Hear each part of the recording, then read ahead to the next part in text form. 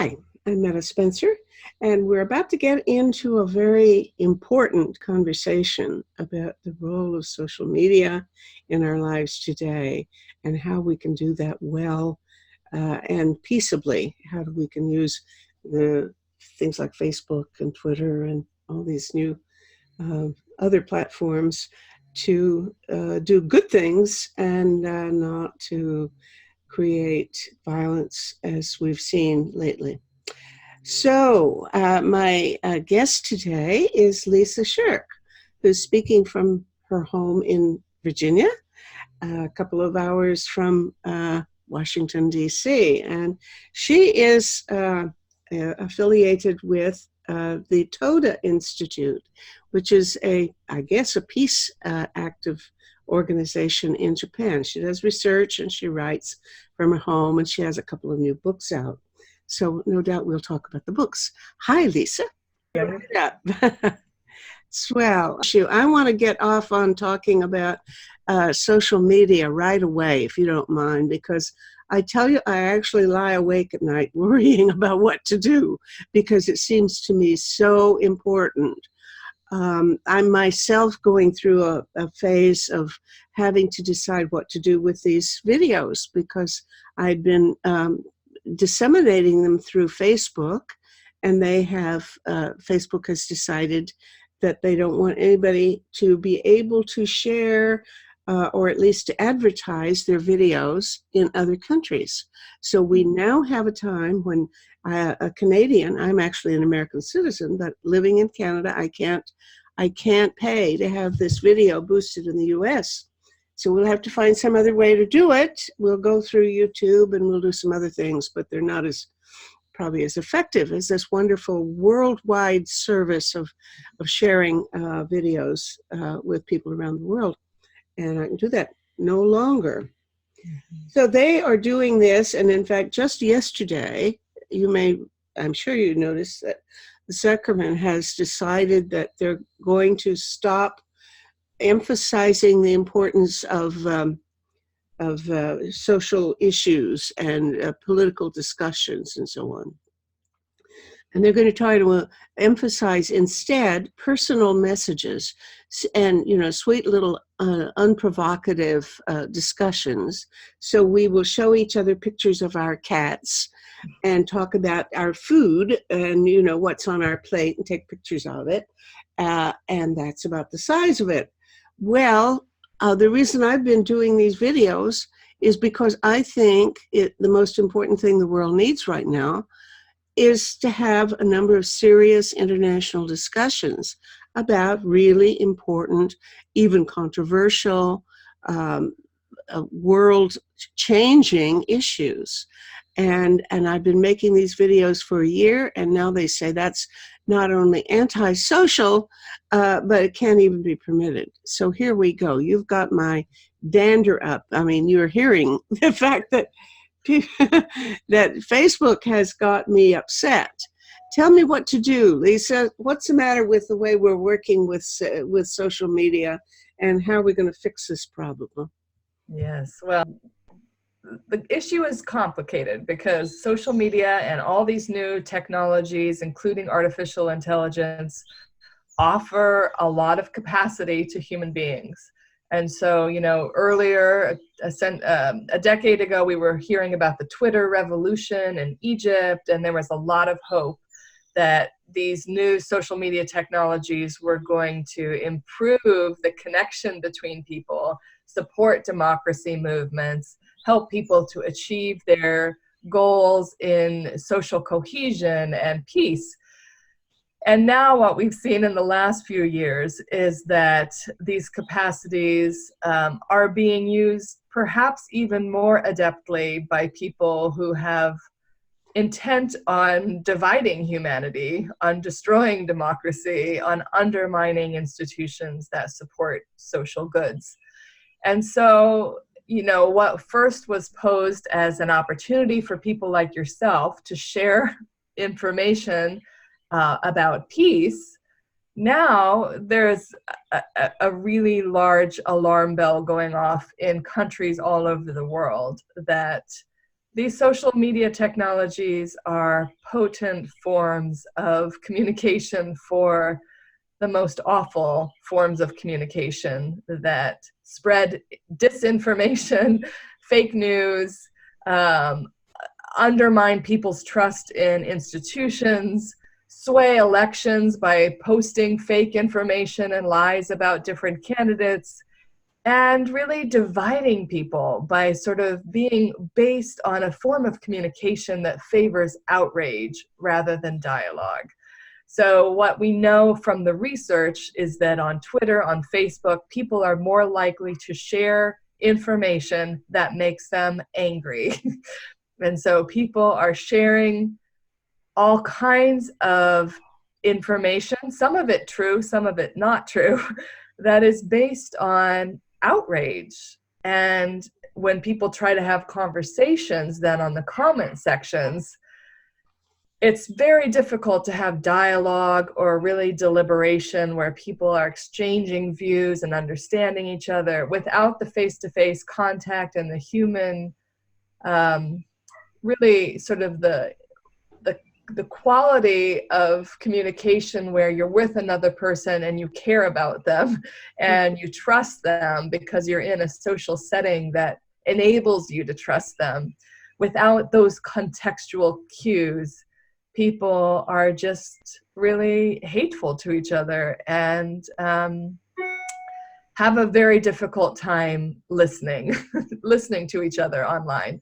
So there's a lot of talking on social media and there's not very much listening and understanding or asking questions. So the more conflict resolution approach, which is really to try to find common ground and try to share experiences and listen to each other to where people are coming from, none of that is really possible on social media, or at least it's not emphasized. You know, you're not only so true, but you even have a lot of allies who go beyond what you've suggested so far, because you haven't even proposed a solution. Last night I was speaking to my son about this issue, and I said, you know, that they've cut off, and they're not even going to encourage or maybe even permit international discussions of, or even maybe local discussions of serious global issues on Facebook. And he said, well, maybe that's a good thing because we have found out by now that it doesn't work. And maybe we should just shut people up and make them talk about innocuous matters. And so on, share pictures of their vacation trips and things. And so I said, no, this is the thing the world needs most, is good conversation using exactly a medium such as Facebook to share ideas. We just have to figure out a way to do something like hold conversations with some facility for fact-checking. And I don't know how you'd even do that, but here I am telling you what you should have said in your book, which I haven't read yet. So, yeah, well, okay, let's pursue your train of thought. You know, the evidence is worse in terms of, I was speaking with another friend a week ago about the fact that the Rohingya in Myanmar have suffered because some hate mongers have tried to whip up hatred and have killed them and chased them out, and it's really been the source of a massacre. And he explained to me that this is because the people in Myanmar had no experience with any source of verification or fact-checking that they in the past. They didn't trust, they didn't have reliable press, truth-telling press, or other institutions that they could check things with. So they share information with their friends. They call up somebody if they want to find out how to get something done. They try to think of a friend who knows somebody who might know how to do it. So it's all through the grapevine. So when they begin to adopt Facebook he says that Facebook is the internet as far as they're concerned, that they don't even know that there's anything besides Facebook. And when they use that, they're they're using it the way they had always used information sharing. They would call each other and try to listen to what other people think and not fact check, not have any way of fact checking. Well, to be honest, I think that's not just in Myanmar. I think we all tend to do that a lot. And if I see something of questionable veracity posted, I don't necessarily go look up the source and verify that this is true. I tend to pass it on if the person who sent it to me is somebody I know and trust. And this person may be doing exactly the same thing. So I think we're not in such a different situation from the people in Myanmar, or now I believe there's something going on in India where the election is coming up soon, and I read yesterday that there's every reason to believe that it's being manipulated with hateful, methods. Right. Well, okay. It's happening all over the world. Problem, babe. What are you going to do about it? Yeah, no, it's happening all over the world with elections in countries in Africa and Latin America and Asia. And of course, here in the United States, as we look to the 2020 election, there is a lot of concern by all kinds of institutions, people in government, in think tanks and in universities and in the tech companies, realizing they could be blamed again for undermining democracy. So I think the problem has the world's attention now. So yes, the last report I wrote was on mapping solutions. So what are we going to do about it? And there's not one easy solution to this. So, blaming the tech companies, yes, they need to be accountable for their platforms. They need to think about the design of what they're allowing or not allowing, how they structure it. There are a lot of people working on that problem. I met with Facebook staff just last week, actually, to talk with them about potential additions that they could be using to foster better listening, better conflict resolution skills online.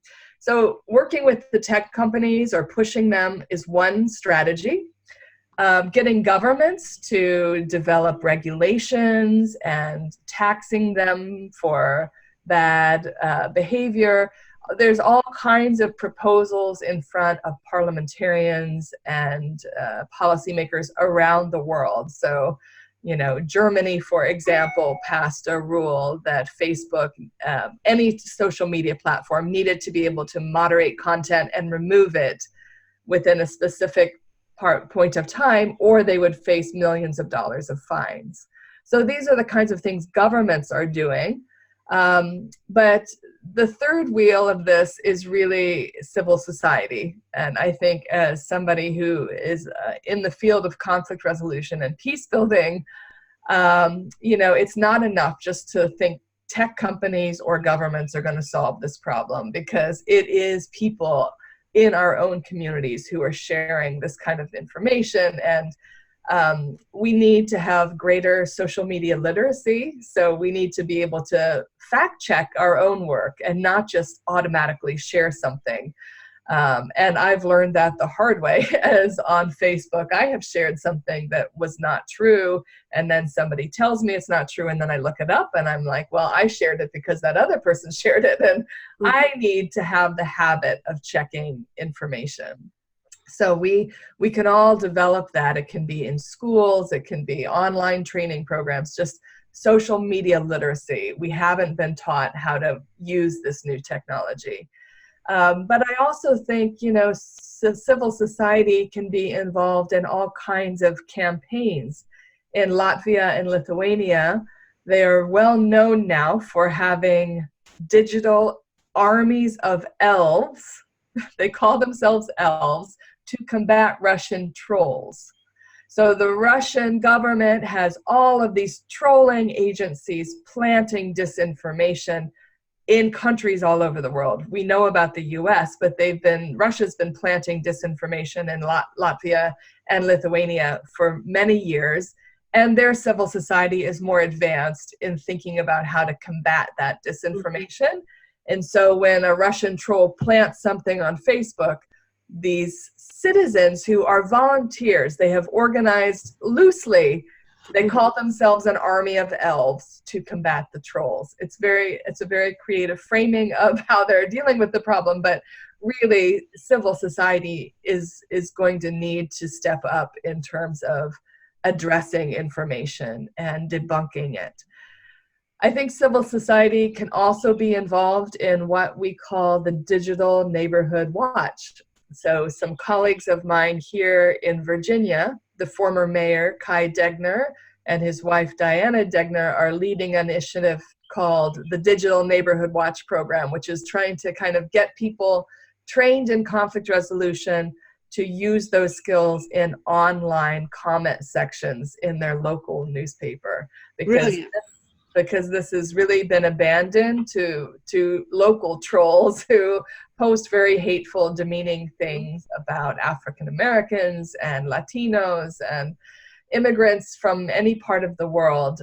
So a lot of the hate speech is really coming from local people. I mean, this is part of the challenge that tech companies have, is that white nationalist speech that lifts up white people as superior to people of color, that's mainstream in the United States right now, possibly in parts of Canada too. So to think that a tech company can just take it all off it's a really big ask, and it kind of shuts down conversation as well. So while from a civil rights point of view, I really agree that we should not be allowing this kind of hate speech, from a freedom of speech point of view, it's almost dangerous to think of removing, half of the population of the United States who is, maybe it's not that much. It's hard to know, but there's a big population that is posting information that is hateful to certain minority groups in the United States.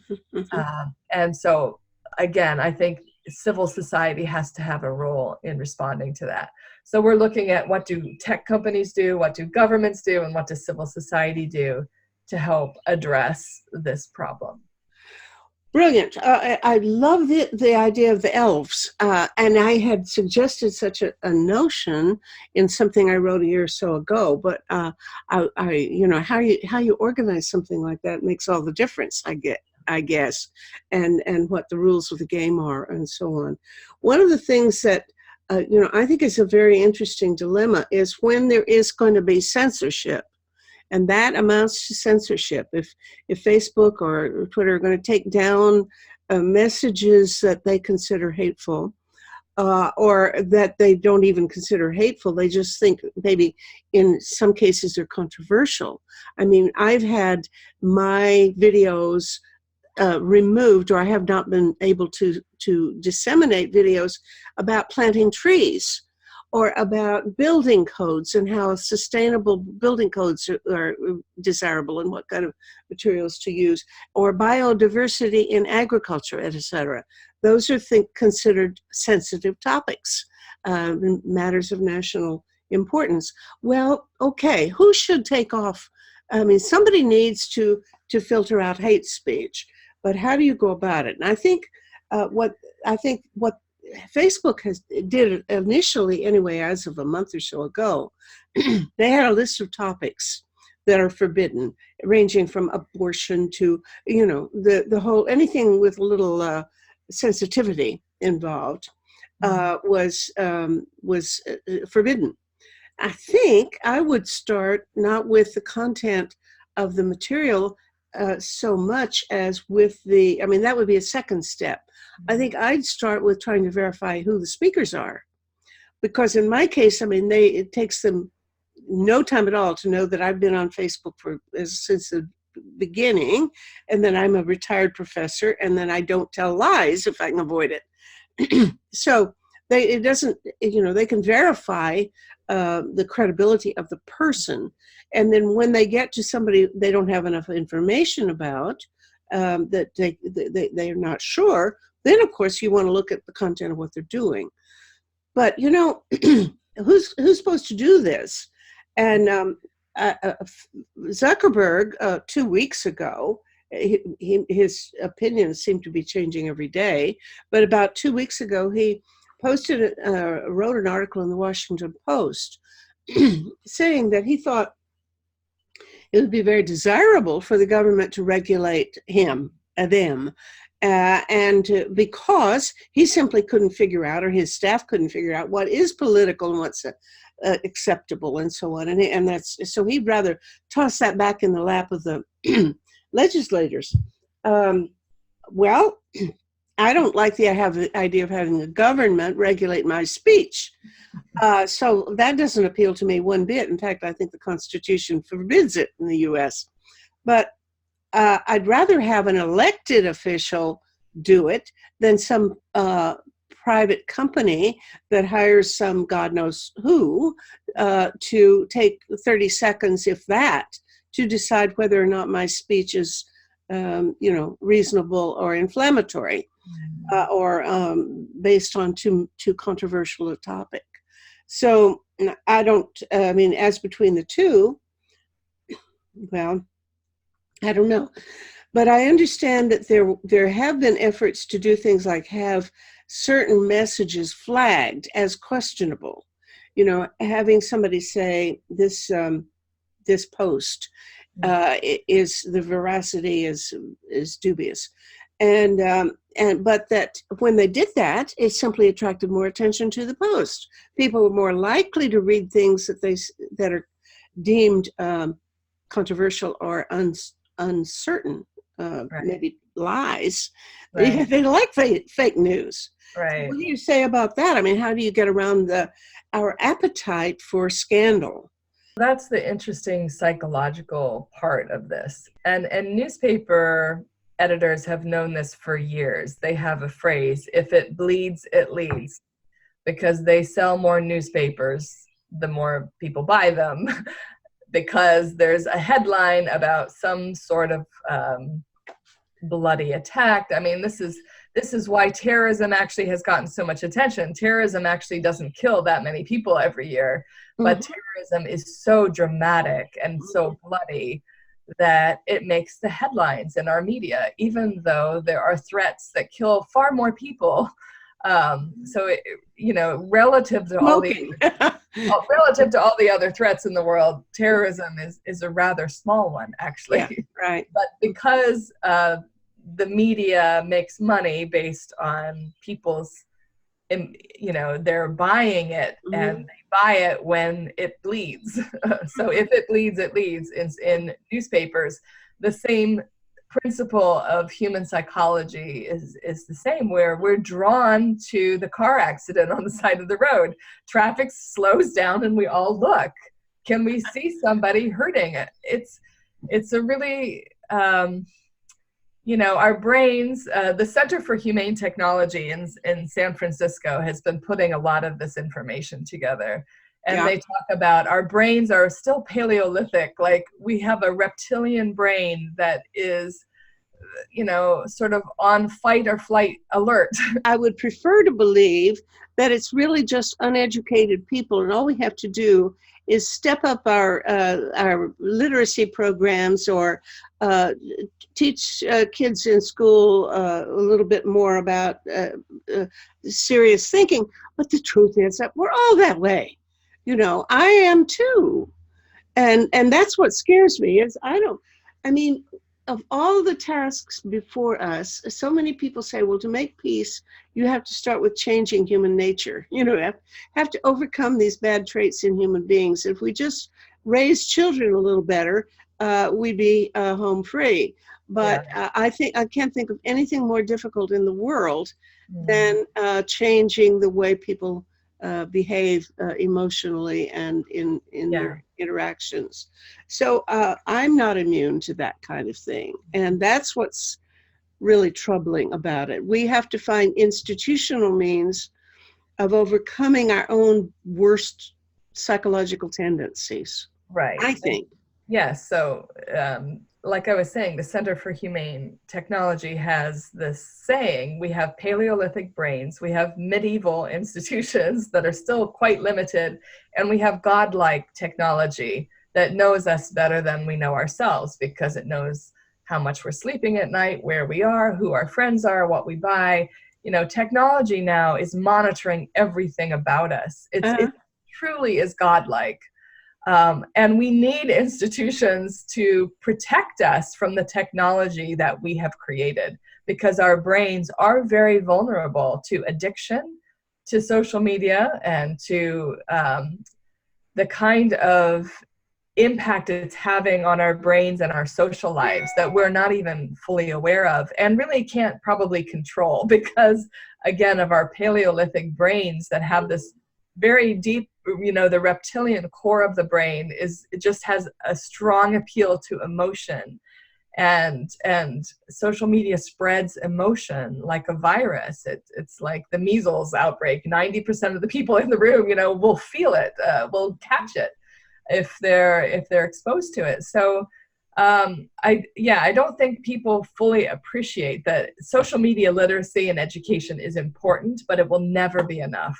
That, somehow we have to have the ethics to make humane technology that addresses the way technology can overcome all of our human weaknesses, that there's nobody who is strong enough to sort of not be fooled by fake news, not be addicted to these platforms, that they are designed with human behavior in mind. They're designed to be addictive. They're designed to heighten our sensitivity to emotion.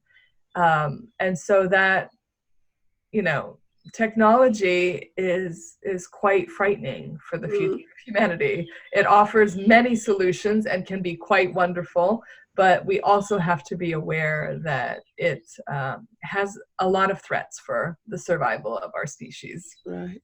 About a month ago or 2 months ago, I interviewed Dave Grossman, Colonel Dave Grossman, about he writes a number of books dealing with video games. Right. And he says that every single one of the mass killers, if you look at their history, they have been obsessed with violent video games, online computer games. And I noticed after my interview with him, the massacre took place in New Zealand, and the mother of the fellow said that, yes, his main interest had been in violent video games. Well, a lot of people have said, well, there's no statistical connection. The reason there isn't is the video games are so popular and so widespread that you would have to have an extremely sensitive measure to find a correlation. But if you find that, of course, most of the people who play violent video games don't turn out to be mass killers, obviously. But of the people who are mass killers, if every single one of them have been interested in video games, it makes you think, maybe we should do something about that. Yeah. And what do you do about that when that people are within their rights? They have the freedom to play whatever they want. We have guarantees of our freedom, and that's part of it, I guess. So it's really a dilemma. I don't want to censor, and I don't want the government censoring, but I see the other side of things too. Tell me more about this idea of the Estonian elves or Latvian elves. What do they do, and how did they get that organized, and how effective is it? Well, those are great questions. I don't have the answers to a lot of them. All I know is a Washington Post article or a New York Times article that documented that there was this social movement of unorganized, like there's not a hierarchy of people. People in civil society have stepped up to address disinformation. Mm-hmm. So I would say they're several years further along than Americans and Canadians are in recognizing this is a threat to their society. Mm-hmm. So, communities evolve and find their own solutions to problems. And so this is one example of a bottom-up, sort of a grassroots response to the threat from social media. And I think it's something that we need to replicate here. It's just how do we create a movement in the United States or Canada that will, and other countries around the world that can really respond to the challenge of this fake news that's being spread. Now, I haven't looked into Wikipedia, but it seems to me that there might be some model there. Yeah. Because what they do is ask people to put up articles, and then they ask other people to edit them or to propose edits. I'm not exactly sure how it all works. Yeah, that's right. And then, of course, there's a procedure for resolving disputes. And I bet you get a hell of a lot of disputes. Because I've been working with a group of friends making a wiki ourselves about our platform for survival, which is a list of 25 platform proposals for policy changes. And so we have essays on a wiki. And some people are very sensitive about having their words tampered with. But so how do you, I don't know how they resolve disputes like that. Do you know? That model might give us some guidance as to how we could have community standards imposed or something. Yes. So Wikipedia is indeed an interesting platform that allows input. So it's a form of social media in a sense that people can participate in it. And yes, it's heavily moderated and has a structure for handling disputes. So you're not the only one who thinks it's a good example. And really what I'm working with is a whole group of people that are developing new platforms that work like this, where, basically it's called peace tech. So people are trying to innovate new types of platforms, technology that can share information in ways that really have fact-checking, are civil in terms of respectful of the humanity of other people, and, basically use good communication techniques. So, in a conversation just a couple days ago with somebody in the San Francisco area, they were noting that Facebook isn't going to resolve this issue on its own. They need other people, other examples to borrow and copy to put onto their platform. So solving the problems of Facebook or Twitter actually depend on looking at some of these examples from Wikipedia and all this new peace tech, these new platforms that are trying to create better structures and platforms.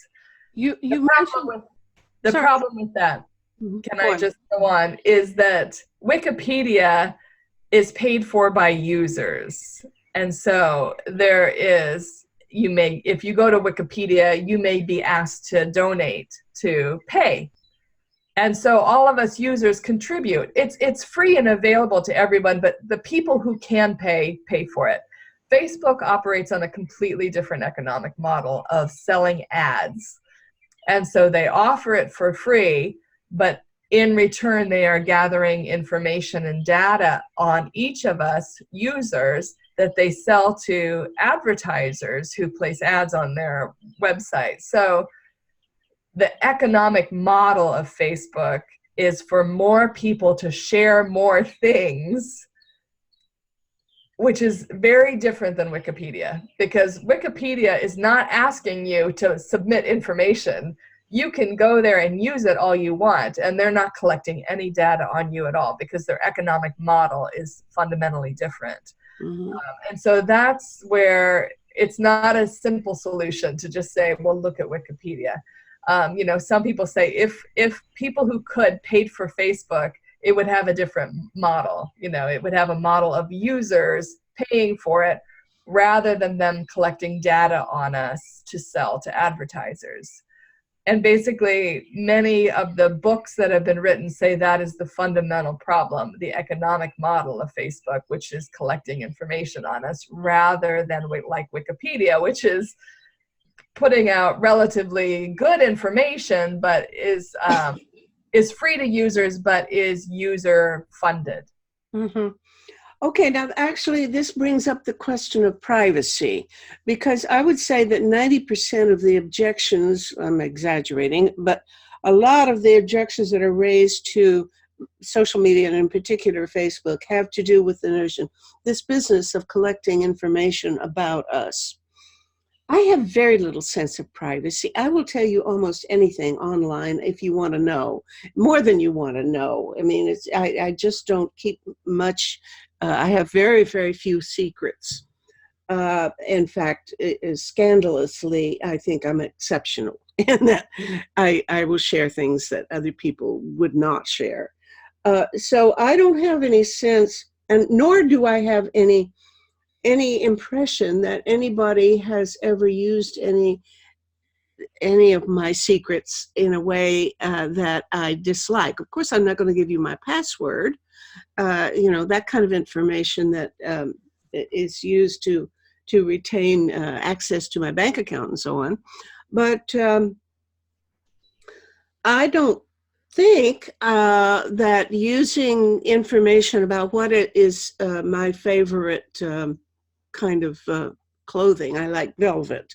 And if they know that about me, they probably will send, I want them to send me pictures and ads, and they do, of velvet clothes and so on. So that doesn't bother me. And when I check in with Amazon for books, they always have a list of books that they think I would enjoy. And that's very helpful. They are right. Lots of times the thing they propose, they know what I'm going to like. And I don't object to that. So much of the kerfuffle about privacy strikes me as wrong-headed. I am much more worried about having information deleted or censored out than I am about having personal things shared publicly. I think there will be many people exactly like you who are living in the US or Canada and who are white, who do not feel any sense of threat from having surveillance on your life. You don't care. You're not doing anything that you feel might bring a threat. The problem with it is in countries where governments are monitoring, and in a country that doesn't like peace activists like you, they would see... Well, Facebook doesn't like peace activists like me, apparently. That's the problem. The issue is this model of surveillance capitalism depends on having a company that will not sell information to governments that want to persecute human rights workers or peace activists or African Americans who are organizing for their rights, civil rights, or, and the African American community in the US is already being surveilled on Facebook. At least that's how they feel. They've been writing, the ACLU has been putting out statements that some activists, even here in North America, are facing surveillance of social media, and that people do feel a sense of threat that, white nationalists can look up, is a family Jewish? Are they African American? Where do they live? What are their political views? And then target them, whether the government is involved in that or not. And so having all that information in the public sphere doesn't matter for shopping for velvet. It does matter. I mean, it's a benefit to you that Amazon, I hear you, that seeing ads that you want to buy is a benefit and certainly enriches many people's lives. But the cost is that governments are requesting information on thousands of people who use Facebook. They put in the request, Facebook has to approve it or not. Mm-hmm. Who at Facebook is making those decisions? How are they deciding whether somebody's life is at risk if they give information on those users? And what's happening to African American activists who want to organize on civil rights? Are they being censored? Are they being pulled off because they're somebody is watching what they're sharing on social media. Mhm. So this is where the freedom of speech and the privacy, it comes together with a concern for people who would like to support peace and human rights and freedom and um, Yeah. these things. Well, yeah, but let's go with WhatsApp. Just yesterday, I was required to use WhatsApp for the first time. I don't have it. I never had any reason to want it, but apparently in other countries, I know in Russia and a number of other places, people say, "Don't talk to me by phone. Send me by WhatsApp," uh, because they don't trust the government, and I understand why. They're right. But, I'm really ambivalent about that because it certainly would mean that crooks and thieves and all of these other people who are really malevolent people can have a free pass to escape detection by the police or the equivalent of police monitoring outfits and so on. I'm really torn in my own mind.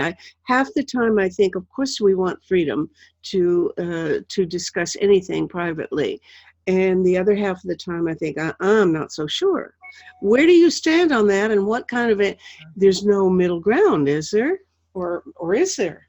Well, that's what we're trying to figure out right now. There are trade-offs between freedom of speech and privacy and protection, and it's already different in every country. So in some countries, governments are already very much censoring the freedom of speech of human rights workers and democracy activists. And in other countries, they're censoring, ISIS and violent extremist groups. And some countries, they're doing both. And so how do we define terms of what is hate speech?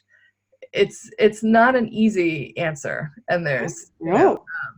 it's complex. It involves trade-offs and also really a local analysis of what's the context and what's the situation locally.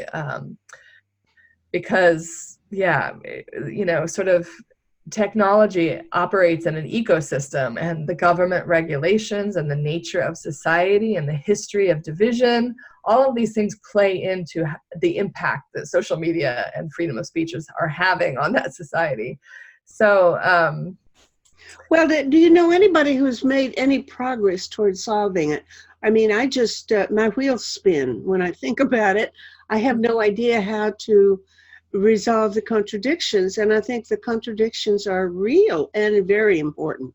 Yeah, I don't think anyone has solved it, but there are a lot of people working on that problem. So it's not the focus of my work, but it's, I think, related to the issue of polarization and conflict. Mm-hmm. So I'm paying attention to that conversation, but I'm not at the center of it. You mentioned a little while ago something called peace. Peace tech. Say it again and explain. I don't know what you're referring to. There are several centers around the world that are developing what is called peace tech, peace technology. So the idea is setting out to develop technology platforms that contribute to peace, that are measuring human security, the safety people feel in their homes, that are helping people communicate about threats. It's a mindset of developing technology to solve human problems, particularly related to peace and conflict.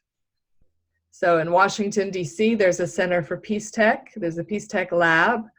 It sits right next to U.S. Institute of Peace. Out in California, there's a center. In the Netherlands, in Switzerland. There's a variety of these Peace Tech labs all over the world. And are there any suggestions or innovations they've made that you can share with me now? What are they proposing that's new and different? Well, one of the very first examples of peace tech is still my favorite. during the 2007 elections in Kenya. You may remember there was electoral violence. There was a debate about the candidates and who had won, and people were taking to the street, and street fights were breaking out. People were being killed and burned. And this piece of technology called Ushahidi was allowing people to communicate with each other and with the police about where violence was breaking out. So citizens with their mobile phones. This was a good outfit. They were trying to alert people so they could go there and stop problems rather than go there and participate. Right, that's right.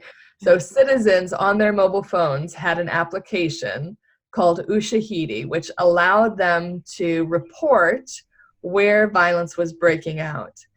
And then the UN Development Program had already trained peace teams, so civilians who knew conflict resolution skills, to be able to go there right away and try to break people up and diffuse the situation, have people talk to each other rather than fight in the streets.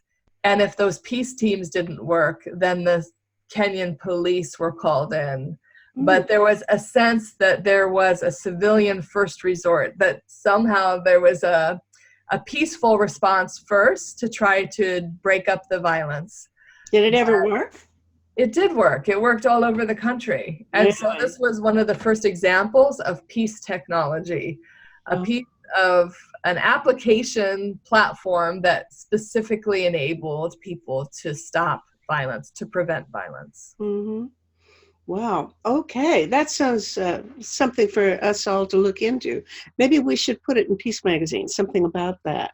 Because, we have this magazine that I'm the editor, and I think we need to put much more attention on this particular issue. But I'd like to put in solutions. I don't want to just say, here's a new problem to keep people awake at night. Here, I would like to say, here's a solution to try out. And maybe that's something we can do. And I also wonder how you go about, I love this idea of these elves.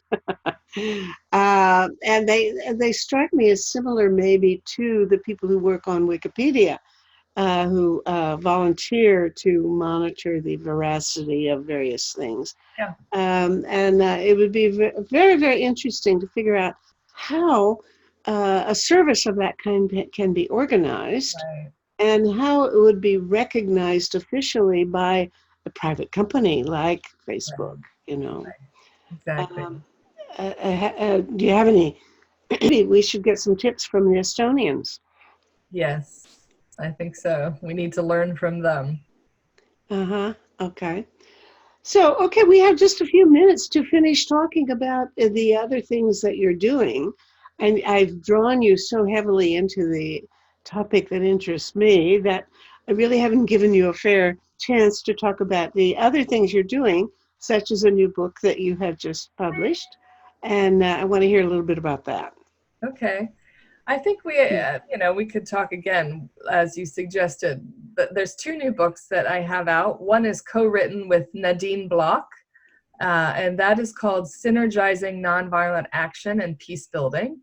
So it's how do we take nonviolent strategy to develop tactics and campaigns for social movements and put it with peace building skills for dialogue and negotiation, so that we have combined and created a synergy between these different approaches for working for peace and social change.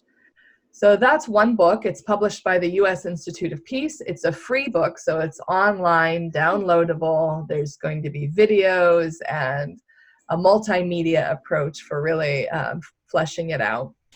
Mm-hmm. And then the other book is The Ecology of Violent Extremism, which is a book about the understanding why violent extremism is happening by looking at the whole context, that there's not one cause like religion or unemployment that is causing people to join violent extremist movements. We have to really look at the ecosystem, the whole ecology of why so many mostly young men are joining these extremist extremist movements and taking acts of violence on civilians around the world. So that book really brings together a lot of people from the peace building field who have been trying out different interventions, from bringing youth together to create a meaningful dialogue with the government or the police, to programs to address some of the political grievances that are driving violent extremist groups. It's trying to sort of take a more critical approach that counterterrorism hasn't done a great job over the last 20 years. And, you know, after 9/11, we went to war. Counterterrorism, really, you're talking about violent efforts or police actions or military interventions. Yes, so the war on terror, as it's often called, you know, the problem now in Afghanistan, and I've worked extensively in Afghanistan, there's more Taliban today than there were in 2001. Mm-hmm. So the war on terror has ended up creating more of the problem of extremist ideologies. Mm-hmm. And of course, the war in Iraq ended up creating ISIS. And so we have to understand that when you use violence to try to solve a problem that is fundamentally political and economic and social, it only exacerbates the problem. And so we need a really new approach to thinking about how do we deal with violent extremism, because now we have basically 20 years of failure of the war on terror, which created more terror. And so while it has kept us safe in some ways, it's the long-term risk for societies around the world is greater because of this violent approach. And so we have to develop solutions that really get to the root causes, not just a superficial trying to kill the people who have joined these groups, but dealing with the things that have been driving young people to join these groups. Okay, now there's where that's the nitty gritty. What are the really root cause issues? And I just went to a talk by Francis Fukuyama 2 days ago. Came home with his book, which I haven't read yet, but I know I know his main idea, which is, although he, you know, I think the disputes that I've had mostly were with people about whether or not economic factors, deprivation or relative deprivation, economically would be the main or entire cause of things like white nationalism or the right-wing movements in Europe that we see, or even in Brazil and some of these other countries where the authoritarian right wing is coming to power. And God knows, you know, the Trump phenomenon in the U.S. I have long been of the view that it is not entirely or even maybe predominantly an economic Rust Belt phenomenon kind of thing. Although you live closer to the West Virginia coal miners and those folks, and maybe you have a better idea than I do about that. But that somehow the search for the quest for dignity or the sense of lost status, that we were the dominant culture in the U.S. or in our own society, and here we have all these foreigners coming in and influencing things and getting privileges that we used to have. I don't know. Now, I mean, Fukuyama, of course, he titles his book "Identity," which shows which direction he leans on. And maybe it's not a choice. It may be that the root causes involve both of those factors and other things as well, including basic human stupidity, like we've been talking about, our lack of ability to be thoughtful and try to find out what's true and what's not true before passing information along. So here I am directing you. Tell me what. I ask you a question and then I give you the answer before you're allowed to give me yours. Yeah, no, there's many different causes. So the book, the Ecology of Violent Extremism book, outlines 25 different hypotheses about what's contributing to people joining violent extremist groups and looks at the evidence for each of those theories. I think they're all legitimate to some degree, although it's very contextual. So in different situations, different factors are more heavily driving people to join. So certainly there's economic grievances and lost status, and loneliness and a desire for belonging and a culture of masculinity that emphasizes the use of violence. There's many, many factors. So the book tries to address all of those and then pose what are solutions to address each of those drivers.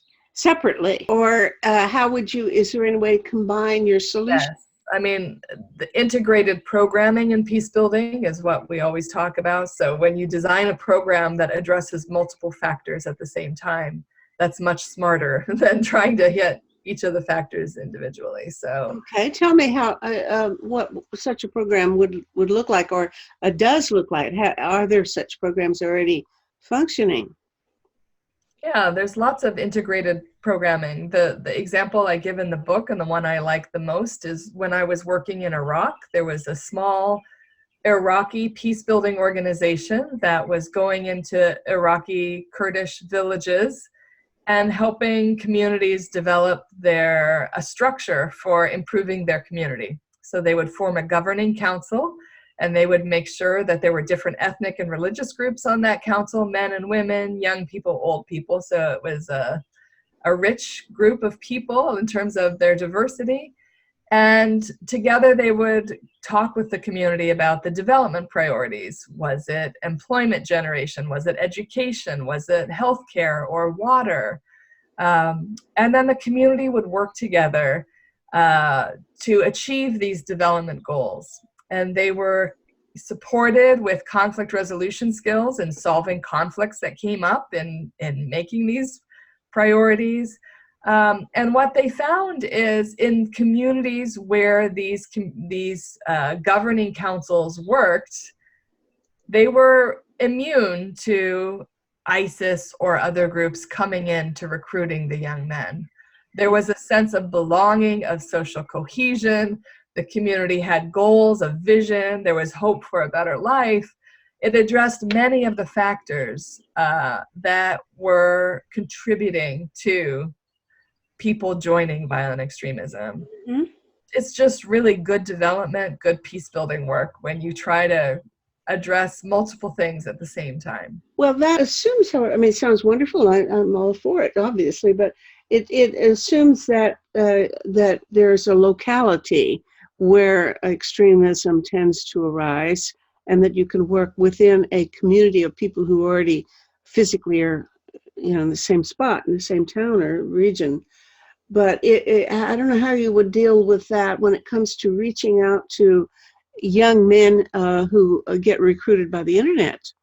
Yeah. How do you contact them and head them off before they get channeled into those radical positions? The book goes into more of those examples of different situations. So, excuse me, in the United States, there's a group, Beyond Hate, that is reaching out to young white men who've joined white nationalist groups, trying to draw them out. It's run by people who are former white nationalists themselves.